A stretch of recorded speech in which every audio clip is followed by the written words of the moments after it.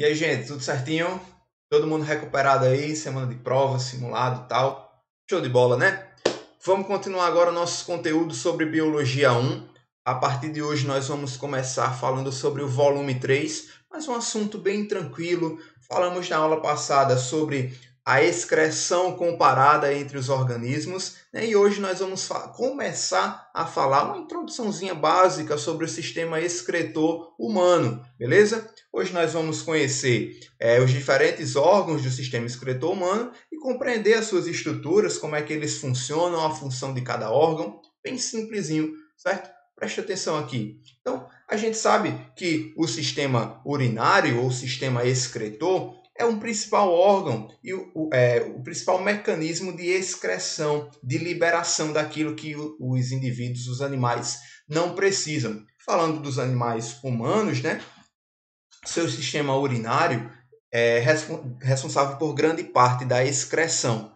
A gente tem que pensar que a excreção não é só a excreção da urina, né? A gente falou que os mamíferos excretam ureia como principal mecanismo de excreção, mas também a gente pode falar de excreção tanto na sudorese, né? Quando a gente soa, a gente está excretando também, perdendo água, por exemplo, e alguns sais minerais pela pele, e também a gente excreta no momento de respiração, a gente está evaporando água. Lembra que quando a gente está usando aquela máscara, por exemplo, fica embaçando óculos e tudo mais, porque é vapor de água, né, que fica sendo liberado. Então a gente tem diversos processos de excreção, mas a excreção do sistema urinário é a mais proeminente, é a principal, que faz toda a regulação das substâncias que são necessárias ou não para o organismo, certo? A principal excreta é a ureia, como eu falei para vocês, e o sistema excretor, ele faz esse equilíbrio de sais minerais, de água e também de excretas nitrogenadas, principalmente. Então, vamos falar sobre os principais órgãos. A gente conhece aqui, né, que o sistema excretor humano ele é formado por dois rins. Só uma curiosidadezinha aqui, o rim direito ele é um pouquinho mais para baixo do que o esquerdo, ó. Acima desses rins, a gente tem a glândula suprarrenal, acima do rim, ou também chamada de glândula adrenal, certo?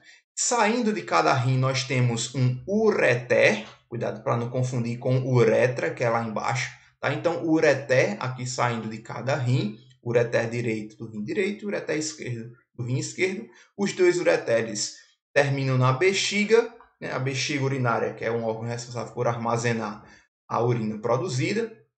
A gente tem a uretra, que é o canal que vai sair da bexiga para levar a excreta até a região externa do corpo, né? Semelhante àqueles dutos excretores, o poro excretor, nefridióporo, tá lembrado disso aí? Parecido, né? A gente está falando de ser humano, tem uns nomezinhos mais particulares que a gente conhece no nosso dia a dia. Então vamos falar sobre cada um deles rapidamente. Olha só. Preste atenção aqui que a gente vai correlacionar um pouquinho com o sistema cardiovascular circulatório que a gente estudou em aulas passadas. Tu lembra do coração? Que a gente tem a circulação pulmonar e sistêmica, a gente tem a artéria saindo do coração e veia chegando. Olha só aqui também, a gente tem a artéria aorta saindo do coração, a gente tem a curva da artéria aorta descendente. Quando chega aqui, ó, na região do abdômen, essa aorta ela tem uma saídazinha que a gente tem a aorta que vai se diferenciar em artéria renal entrando para cada rim, para levar o sangue oxigenado para esse rim e ser filtrado nele. Da mesma forma, a gente tem a veia renal que sai do rim e é trazido pela veia cava inferior, que vem de baixo para cima, entrando aqui no átrio direito, né, trazendo o sangue rico em gás carbônico para ser mandado aqui para o pulmão e ser trocado de forma na respiração, na hematose, né? Então, tem essa correlação, essa interligação entre os vasos sanguíneos, certo? A gente vai ter participação de vaso sanguíneo aqui nos rins também. E falando da estrutura propriamente desses rins, a gente tem, né, a estrutura do rim, a gente tem a parte do córtex, que é a parte mais externa da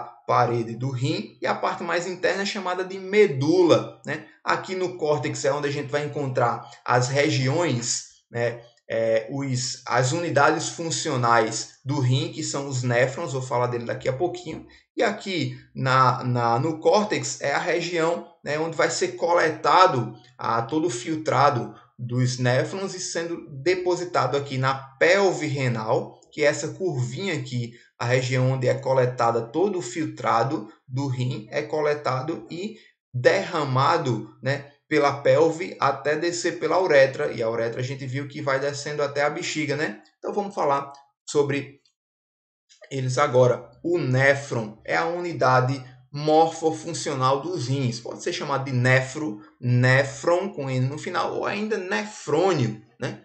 Um ótimo nome aí para você botar no seu filho, certo? Então, o néfron é uma região, é uma estrutura minúscula que está lá dentro do rim. Existem vários néfrons, né? E eles vão filtrar o sangue que chega lá no rim. Tu lembra da artéria renal? Ela vai se diferenciando, vai diminuindo, vai se ramificando até se tornar uma arteríola, depois uns vasos de capilares que vai entrar em contato com o néfron nessa estrutura aqui que é em formato de cálice, que é chamado de corpúsculo renal, certo? Esse corpúsculo renal aqui é a primeira parte do néfron. Ele é formado pela cápsula de Bowman, também chamada de cápsula renal, essa cápsula aqui, esse cálice, né? E a gente tem o glomérulo, certo? Um glomérulo é uma região de várias redes, de vários capilares sanguíneos aqui que são ramificados e são filtrados, né, por meio da cápsula renal. Então, esse corpúsculo renal é a união do néfron, da unidade funcional do rim, com o sistema cardiovascular, onde vai ter a filtração, a retirada daquilo que não presta dos vasos sanguíneos para ser coletado pelo néfron e liberado pela pelve renal, ureter para a bexiga e ser excretado, certo?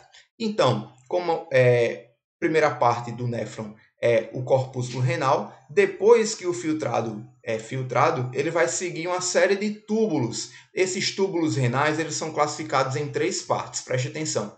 Eu tenho o túbulo proximal, que está mais próximo da cápsula, também chamado de túbulo contorcido proximal, porque ele é cheio de torções assim, ó.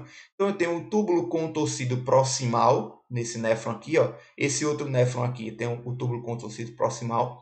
Depois desse túbulo existe uma alça, que é em formato de U, assim, chamada de alça néfrica ou alça de Henle, tá? Depois dessa alça de Henle, a gente tem um túbulo distal, que está mais distante do corpúsculo renal aqui, certo? Então, alça de Henle, tubo distal, proximal, alça distal. Aí a gente tem aqui, ó, o ramo descendente, alça de Henle, ramo ascendente, túbulo distal. Ambos vão ser depositados nesse duto coletor, que é o duto coletor que vai levar a urina lá para a pelve renal, beleza? Então, essas são as estruturas. Está percebendo que tem um sentido de filtração? O filtrado aqui, ó, é filtrado na cápsula renal, segue para o túbulo proximal, alça de Henle, né? Descendente, alça ascendente, túbulo distal, duto coletor, vai lá para o córtex e depois para a medula do rim para ser excretado, certo? Então, esse é o sentido do filtrado glomerular dentro da cápsula de Bowman, certo? Estou mostrando para vocês aqui mais proximamente. Na próxima aula a gente vai focar um pouco mais nisso aqui, tá bom? E falando sobre os processos que vão acontecer nos túbulos, né? Tanto no proximal, na alça de Henle, tanto no túbulo distal, que vai ter processos de filtração inicial na cápsula de Bowman, né? Filtrando aquilo do sangue para o néfron. Existe a reabsorção pelo corpo, que é quando o corpo retira aquilo que foi filtrado para dentro do néfron, novamente para dentro do corpo, para não deixar ser excretado, por exemplo, a água, né, para não deixar que a água seja excretada em muita quantidade, existe uma reabsorção de água. Existem secreções aqui que vai do corpo direto para a alça, para as alças, a alça de Henle, tanto para os túbulos distal como proximal, e aí sendo liberado para a excreção, beleza? Na próxima aula a gente detalha um pouco mais sobre isso. Só para a gente finalizar, como eu já falei para vocês, o ureter, a bexiga, a urinária e a uretra, né? É a continuação dos órgãos do sistema excretor. Depois do rim, vai para o ureter termina na bexiga. A bexiga vai armazenando a urina, ela tem a capacidade mais ou menos de 700, 800 ml de líquido, né? Mas a partir dos 300 ml já dá vontade de fazer xixi. Então, quanto mais cheia a bexiga, mais vai dando vontade de fazer xixi, porque ela é um órgão muscular. Então, essa pressão hidrostática dentro de urina, e alguns receptores também, né, dentro da bexiga, vai identificando o seu volume e dando aquela sensação da necessidade de esvaziá-lo, né? A gente tem aqui um esfíncter urinário que fica contraído, né, fechando. O esfíncter é um músculo circular, né, que fecha essa passagem da urina. Tá? Então, quando a pessoa está com muita vontade, né, você fica prendendo esse esfíncter até liberar a urina para seguir para a uretra e ser liberado, né? Então, só observando aqui nesse corte lateral que a diferença entre o sistema excretor masculino e feminino é que no feminino a uretra ela tem um poro, um canal independente do canal vaginal, né? Lembrando aí que não é o mesmo canal como acontece no homem, né? No homem a gente tem o mesmo canal, tanto o canal uretral, onde vai ser liberado a urina, tanto como para o canal para ser liberado o gameta, né? Os seus espermatozoides. Então, tanto os gametas produzidos nos túbulos seminíferos, né?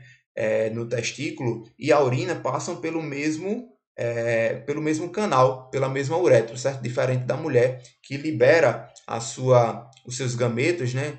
Por meio do canal vaginal, beleza? Então, só para vocês entenderem aí, só para refrescar, na verdade, a mente, que vocês já sabem de tudo disso, a gente fica por aqui nessa aula. Vou deixar para vocês algumas atividades, né, lá da página 375 a 377. Exercício contextualizado e aprofundamento.